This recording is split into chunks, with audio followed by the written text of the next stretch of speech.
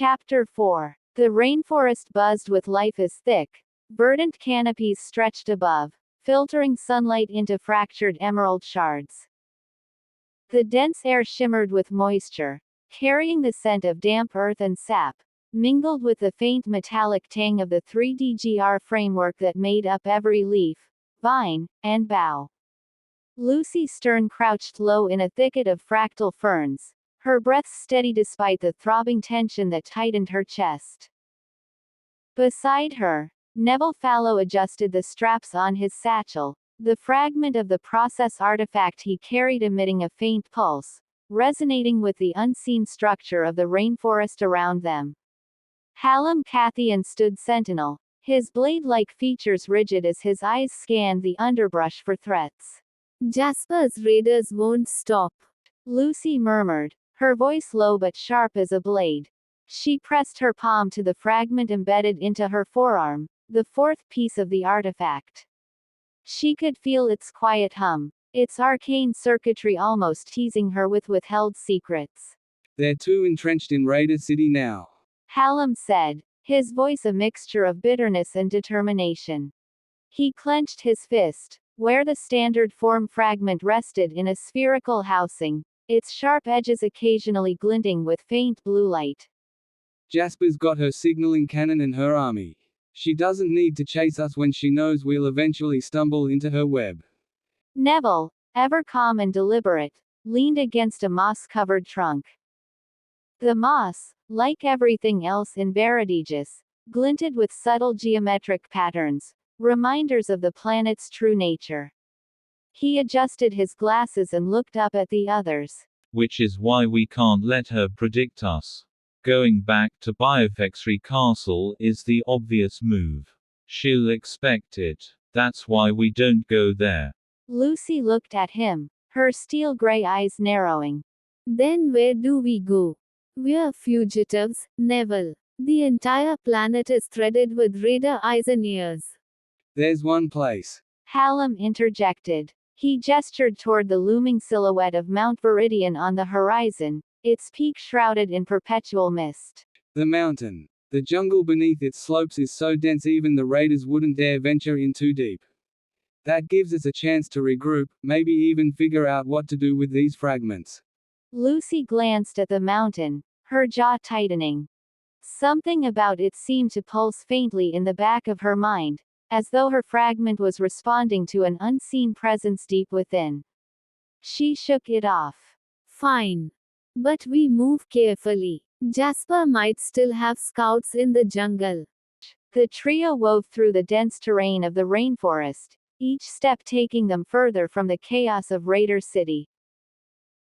The 3DGR composition of the landscape became more pronounced the deeper they ventured. Vines twined into hyper-detailed geometric spirals, trees stretched in unnatural symmetry, their trunks composed of infinite tessellations. It was as if the planet was revealing its essence, layer by layer. At night, they gathered around a small, shielded flame, its light casting shifting geometric shadows on the forest floor. Neville pulled out his fragment, the machine unit module. This fragment is more than a tool. It's a map of possibilities. With it, I can fractalize existing 3DGR structures, add to them, reshape them. If we knew the full scope of the artifact, we could what? He trailed off, his voice tinged with reverence. Build anything. A city, a people, a civilization. Hallam, sharpening his blade with quiet precision, chimed in. Or destroy. Let's not forget that part. Lucy tightened her grip on her fragment. The fourth piece, the one that held the key to designing networks of the 3DGR, felt heavier in her hands as Neville spoke. She glanced at Hallam. And your fragment. It's the foundation of it all, right? The blueprint.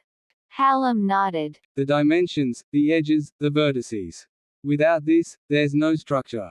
No balance. Everything falls apart. Lucy sighed, the weight of their task pressing down on her. We have pieces of something so much bigger than ourselves. And yet we don't even know its purpose. As the days passed, the forest grew darker, the canopy thicker. The trio began to notice subtle changes in their surroundings. The air felt heavier, charged with a faint hum that resonated deep in their bones. The geometric patterns in the trees and vines became more complex, almost organic in their movements. One night, as they rested near a shallow stream, Lucy woke to a strange sound, a low, guttural hum that seemed to rise from the earth itself. She sat up, clutching her fragment. The hum grew louder, a vibration that seemed to echo within her skull. Neville. Do you hear that?